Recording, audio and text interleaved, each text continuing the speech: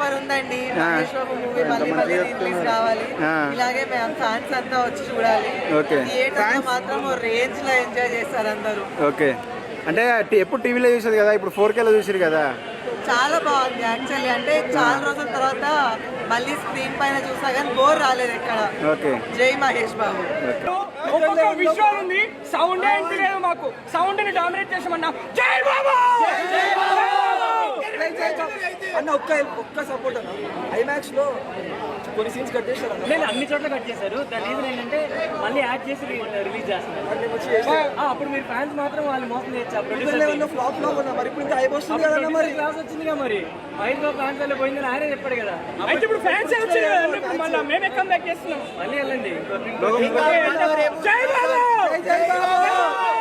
జై బాబు.